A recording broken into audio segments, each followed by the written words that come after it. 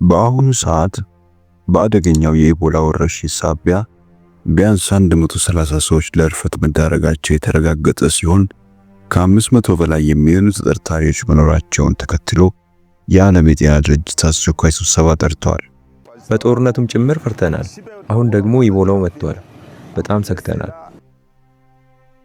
ኢቦላ በቫይረስ አማካኝነት የሚመጣና በሰውነታችን ውስጥ ከፍተኛ ደም መፍሰስን የሚያስከትል አስከፊ በሽታ ነው። ቫይረሱ ወደ ሰውነታችን ውስጥ ከገባ በኋላ የሰውን ልጅ በሽታ የመከላከል አቅም በቀጥታ ያጠቃል። በመቀጠልም የደም ስሮችን በማዳከም በውስጣዊ አካላትና በቆዳ ላይ ከባድ የደም መፍሰስ እንዲፈጠር ያደርጋል። ሰዎች በሽታውን እጅግ የሚፈሩበት ምክንያት ምልክት ማሳየት ከጀመረበት ጊዜ አንስቶ በጥቂት ቀናት ውስጥ የሰውን ሕይወት የሚቀጥፍ በመሆኑ ነው።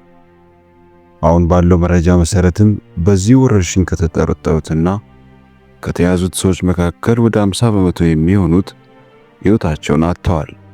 ይህ የሞት መጠንና የበሽታው አስከፊነት ጉዳዩን እጅግ አሳሳቢ ያደርገዋል። የወረርሽኙ መጠንና ፍጥነት በጣም ያሳስበኛል። ለጊዜ በሚወሰዱ እርምጃዎች ላይ ምክክር ለማድረግ የአስቸኳይ ጊዜ ኮሚቴውን እንሰበስባለን። በአሁኑ ወቅት በምስራቃዊ ኮንጎ ዲሞክራቲክ ሪፐብሊክ አዲስና አስከፊ ወረርሽኝ ተከስቷል። በኢቦላ የተያዙ ሰዎች ቁጥርም 600 የደረሰ ሲሆን 139 ሰዎች ደግሞ ለህልፈት ተዳርገዋል። እነዚህ ቁጥሮች ወደፊትም ሊያሻቅቡ እንደሚችሉ ይጠበቃል። ስጋቱ ግን በዚህ ብቻ አያበቃም። ወረርሽኙ ወደ አጎራባች አካባቢዎች የተስፋፋ ሲሆን በጎረቤት ዩጋንዳም የድንበር ተሻጋሪ ስርጭት ማሳየቱ ከፍተኛ ስጋት ፈጥሯል። ወረርሽኙ ያስከተለው አደጋ እጅግ ከፍተኛ በመሆኑ የዓለም የጤና ድርጅት WHO በሽታውን ዓለም አቀፍ ስጋት ያሳደረ የህዝብ ጤና ድንገተኛ አደጋ ሲል አውጆታል። እኛ በሽታው ስለመኖሩ አናውቅም። በየቀኑ ግን ሰዎች እየሞቱ ይገኛሉ። ዛሬ አንድ ሰው፣ ነገ ደግሞ 2-3 ብቻ እየቀበርን ነው። ይህንን ወረርሽኝ በአጭር ጊዜ ውስጥ ለመክታት አስቸጋሪ ያደረጉ በርካታ ማነቆች አሉ። የመጀመሪያው በምስራቃዊ ኮንጎ ያለው የጸጥታ ችግርና የታጠቁ ቡድኖች መኖር ነው። ይህ ግጭት የሕክምና ባለሙያዎች በነጻነት ተንቀሳቅሰው ሰዎችን እንዳይረዱ አግዷል።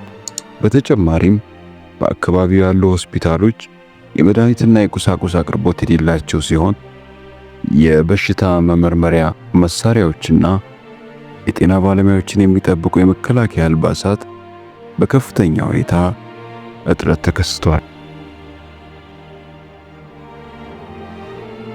በጦርነቱ ምክንያት በርካታ መፈናቀሎች ያሉ ከመሆኑም በላይ አንዳንድ ወረርሽኝ ያለባቸው ማህበረሰቦች ለመድረስ እጅግ አስቸጋሪ በሆኑ ገጠራማ ቦታዎች ይገኛሉ። ይህ ቫይረስ ከሰው ወደ ሰው የሚተላለፈው በበሽታው ከተያዘ ሰው በሚወጡ ፈሳሾች እንደ ደም፣ ምራቅ፣ ላብና ትውከት አማካኝነት በቀጥታ በሚኖር ንክኪ ነው። ሰዎች ትኩሳት፣ ከባድ ራስ ምታት፣ የጡንቻ ህመምና ያልተለመደ የደም መፍሰስ የመሳሰሉ ምልክቶችን ካዩ በአስቸኳይ ጥንቃቄ ማድረግና መረጃ መስጠት አለባቸው። ራስን ለመጠበቅ ቀላሉ መንገድ እጅን በሳሙናና በንጹህ መታጠብ እንዲሁም ከታመሙ ሰዎች ጋር የሚደረግ ማንኛውም አካላዊ ንክኪ ሙሉ በሙሉ ማስወገድ ነው።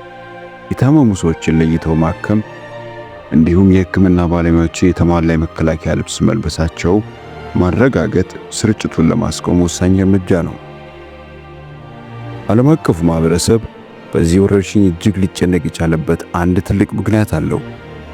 አሁን የተቀሰቀሰው የኢቦላ ቫይረስ ቡንዲ ቡጂዮ የሚባል ሲሆን ለዚህ ዝርያ እስካሁን የተፈቀደ ክትባትም ሆነ የተለየ ሕክምና መፍትሄ የለውም። በሽታው ቀድሞውኑ ድንበር ተሻግሮ መሰራጨት የጀመረ ሲሆን ዓለም አቀፋዊ ምላሽ አሁንም ደካማ ሆኖ የሚቀጥል ከሆነና የገንዘብ ድጋፍ ክፍተቱ ካልተሟላ ቫይረሱ ወደ ተለያዩ ሀገራት በሰፊው ሊሰራጭ ይችላል ብለው ባለሙያዎች ይሰጋሉ። አሁን ባለው አስቸጋሪ ሰብአዊ ሁኔታ ውስጥ ወረርሽኙን ለማስቆም የዓለም አቀፉ ማህበረሰብ ትብብርና ፈጣን የገንዘብ ድጋፍ ከምንጊዜውም በላይ ወሳኝ ሆኗል።